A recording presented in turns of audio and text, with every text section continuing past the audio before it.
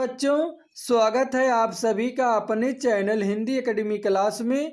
जैसा कि पिछले वीडियो में मैं आप लोगों को कविवर राम नरेश त्रिपाठी जी द्वारा रचित स्वदेश प्रेम शीर्षक की व्याख्या पढ़ा करके पूर्ण रूप से समाप्त कर चुके हैं। तो चलिए आज के इस नए वीडियो में मैं आप लोगों को कविवर माखनलाल चतुर्वेदी जी द्वारा रचित पुष्प की अभिलाषा शीर्षक की व्याख्या बताने वाले हैं।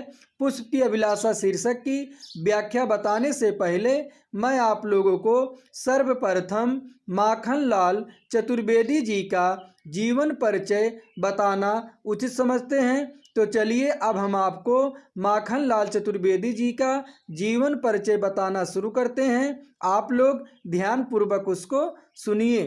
क्या लिखा गया है? माखनलाल चतुर्वेदी का जन्म 4 अप्रैल सन 1889 ईस्वी में मध्य प्रदेश के होशंगाबाद जिले में बावी नामक ग्राम में हुआ था। इनके पिता का नाम पंडित नंदलाल चतुर्वेदी था।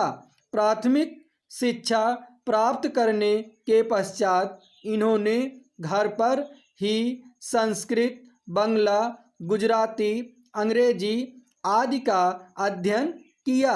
सन 1913 ईस्वी में ये सुप्रसिद्ध मासिक पत्रिका प्रभा के संपादक नियुक्त हुए। चतुर्वेदी जी एक भारतीय आत्मा के नाम से लेख और कविताएं लिखते रहे। इनकी कविताएं देश प्रेमी युवकों को प्रेरित करती थी। सन 1943 ईस्वी में हिंदी साहित्य सम्मेलन के अध्यक्ष हुए। सागर विश्वविद्यालय ने इन्हें डीलिट की उपाधि तथा भारत सरकार ने पद्म भूषण की उपाधि से अलंकृत किया। अपनी कविताओं द्वारा नवजागरण और क्रांति का शंख फूंकने वाले कलम के सिपाही माखनलाल चतुर्वेदी जी का 30 जनवरी सन 1968 ईस्वी को स्वर्गवास हो गया। तो चलिए अब मैं आपको इनकी रचनाएं बताते हैं कि इनकी प्रमुख रचनाएं हैं हिम किरीटिनी, हिम तरंगिणी, माता, युगचरण, समर्पण, बेण लो गूंजे धरा आदि इनकी प्रमुख रचनाएं हैं। इनकी भाषा जो है खड़ी बोली है, शैली जो है ओजपूर्ण और भावात्मक शैली है। तो बच्चों, हम आशा करते हैं कि आप लोगों को माखनलाल चतुर्वेदी जी का जीवन परिचय पूर्ण रूप से समझ में आ गया होगा। तो चलिए अब मैं आपको इनकी द्वारा रचित पुष्प की अभिलाषा शीर्षक की व्याख्या बताएंगे। सर्वप्रथम हम पद्यांश को पढ़ते हैं। चलिए अब हम पद्यांश को पढ़ना शुरू करते हैं। आप लोग ध्यानपूर्वक उसको सुनिए। पहले क्या लिखा गया है? चाह नहीं मैं सुरबाला के गहनों में गूथा जाऊं, चाह नहीं प्रेमी माला में विधि प्यारी को ललचाऊं, चाह नहीं सम्राटों के सौ पर हे हरि डाला जाऊं, चाह नहीं देवों के सिर पर चढ़ूं भाग पर इठलाऊं, मुझे तोड़ लेना बनमाली उस पथ में देना तुम फेंक, मातृभूमि पर शीश चढ़ाने जिस पथ जाओ वीर अनेक। तो यह पुष्पी अभिलाषा जो है माखनलाल चतुर्वेदी जी के युगचरण काव्य संग्रह से अवतरित है। तो चलिए इसकी व्याख्या बताने से पहले मैं आप लोगों को सर्वप्रथम इसका प्रसंग बताना चाहते हैं कि इसमें माखनलाल चतुर्वेदी जी ने फूल को मनुष्य का प्रतीक माना है और फूल के माध्यम से अपने देश प्रेम और आत्म बलिदान की भावना को व्यक्त किए हैं।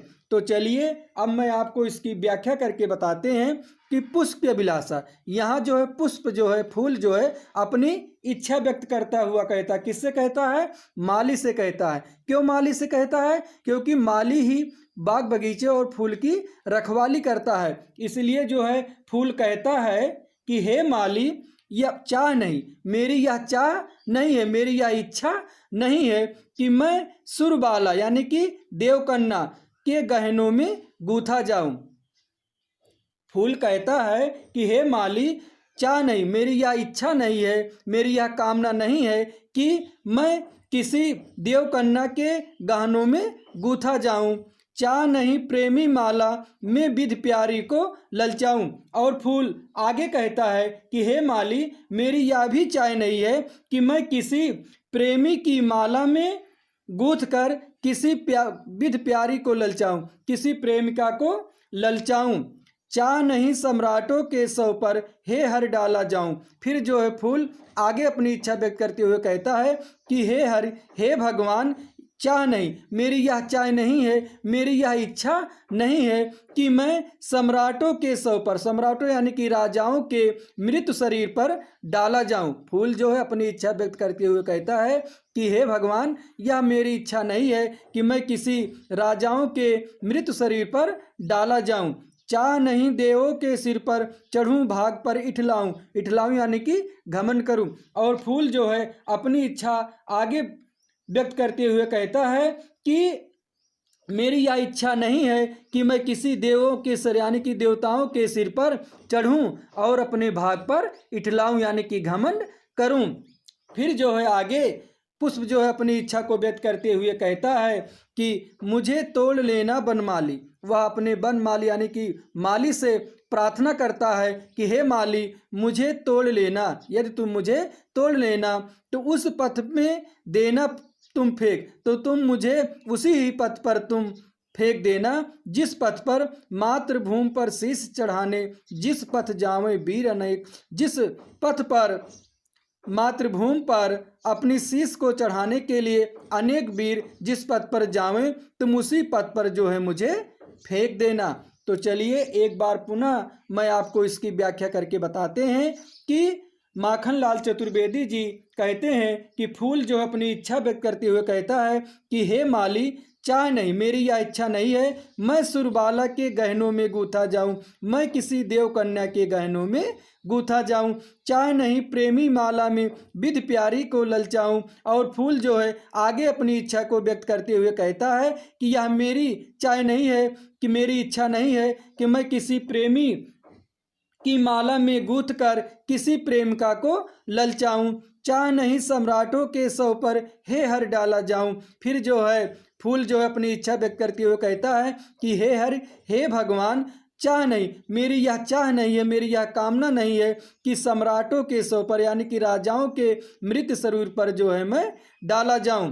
चाह नहीं देवों के सिर पर चढ़ूं, भाग पर इठलाऊं। और फूल जो है आगे अपनी इच्छा व्यक्त करते हुए कहता है कि चाह नहीं है, मेरी चाह बिल्कुल नहीं है कि मैं किसी देवों के सिर पर यानी कि देवताओं के सिर पर चढ़ूं और अपने भाग पर इठलाऊं। फिर जो है आगे फूल जो है अपनी इच्छा को व्यक्त करते हुए कहता है कि मुझे तोड़ लेना बनमाली, हे बनमाली, तुम मुझे तोड़ लेना। फूल जो है अपनी इच्छा को व्यक्त करते हुए कहता है कि हे बनमाली, मेरी तो यही प्रार्थना है कि मुझे तुम तोड़ लेना, तो उस पथ में देना तुम फेंक, मातृभूमि पर शीश चढ़ाने, जिस पथ जावे वीर अनेक, जिस पथ पर अनेक वीर अपने मातृभूमि के प्रति जो अपनी मातृभूमि से प्रेम रखते हैं उस पर शीश चढ़ाने जाएंगे, तुम उसी पथ पर जो है मुझे तुम फेंक देना। तो बच्चों, यह माखनलाल चतुर्वेदी जी की पुष्प की अभिलाषा की पद्यांश की व्याख्या पूर्ण रूप से यहीं पर समाप्त होती है। इसमें आप लोग काव्य सौंदर्य लिखेंगे कि कवि ने फूल के माध्यम से अपने देश प्रेम और आत्म बलिदान की भावना को व्यक्त किया है। भाषा जो है सरल खड़ी बोली है और शैली जो है इसमें भावात्मक, ओजपूर्ण और भावात्मक शैली है। रस जो है इसमें वीर रस का प्रयोग किया गया है। तो इसके बाद जो है एक पाठ है जवानी, ये आपके सिलेबस में नहीं है। आपका जो हिंदी सिलेबस 30% सिलेबस कम कर दिए गए हैं, उसमें से माखनलाल चतुर्वेदी में जो शीर्षक जवानी पाठ है यह आपके सिलेबस से हटा दिया गया, इसको आपको नहीं पढ़ना है। तो बच्चों, हम आशा करते हैं कि आप लोगों को पुष्प की अभिलाषा का पद्यांश जो है पूर्ण रूप से समझ में आ गया होगा। आप लोग यह वीडियो जो है 2-3 बार देखना, जिससे कि आप लोग को पूर्ण रूप से समझ में आ जाए। अब इसी तरह का वीडियो अगले वीडियो के साथ हम मिलेंगे। आप लोग इसे ध्यानपूर्वक जो है पढ़ना और समझ लेना और इसकी व्याख्या को जो है कॉपी पर नोट कर लेना। जितना भी व्याख्या पढ़ाया जाए उतना आप लोग कॉपी पर नोट करते रहना। तो चलिए अब अगले वीडियो में मिलते हैं, तब तक के लिए धन्यवाद।